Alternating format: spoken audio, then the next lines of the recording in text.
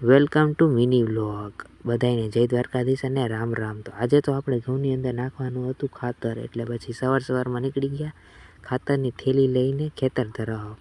તો આપણે તો આવો મોર્નિંગનો સીન છે, તમારી બાજુ કેવો સીન છે એ થોડું કમેન્ટમાં જણાવજો. ને પછી તો હાથમાં મમ્મીએ પકડાઈ દીધા પ્લાસ્ટિકના તગારા, અને પછી તો પ્લાસ્ટિકના તગારા લઈ અને ખેતર તરફ નીકળી ગયો. અને પછી મમ્મી આ શું કરે છે?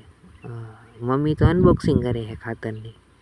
તો આપણે ખાતર જોઈ લઈએ હાથમાં, આપણે જ નાખવાનું, પણ જોઈ તો લઈ કેવું છે. તો આ છે ઝીંકની થેલી, જે આપણે યુરિયા સાથે મિક્સ કરીને નાખવાની છે ઘઉંની અંદર. આ મેં શું જોયું, આ તો લાલ કલરનું યુરિયા નીકળ્યું. ગદનું આવું આવતું હોય છે, આપણે તો પહેલી વાર જોયું. તમે જોયું લાલ કલરનું યુરિયા ખાતર તો કમેન્ટમાં કહીજો, ન જોયું હોય તો ન કરી નાખજો. બીજું શું, પછી તો આપણે પકડાઈ હાથમાં લેવાય એટલું લઈ લીધું નાનું તગારું, અને પછી તો યુરિયાનો છંટકાવ કરી નાખ્યો.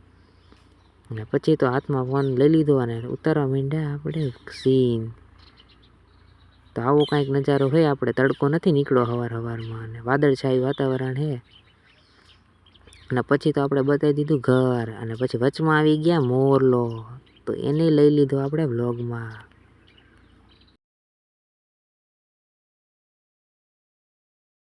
ત્યારબાદ બપોરનો ટાઈમ થઈ ગયો અને મમ્મી ખાતા હતા વેફર, કારણ કે એ રહ્યા હતા ઉપવાસ. અને નીપાબેન બેસી ગયા હતા બાજુમાં, કારણ કે એને ખાવી હતી વેફર. અને આજનો વ્લોગ અહીંયા જ પૂરો કરીએ છીએ. તો વ્લોગ કેવો લાગ્યો લાઈક કરજો, અને મસ્ત મજાની કમેન્ટ કરી નાખજો, અને વ્લોગમાં નવા હોય તો સબસ્ક્રાઈબ કરી નાખજો. ત્યાં સુધી રામ રામ ને જય દ્વારકાધીશ.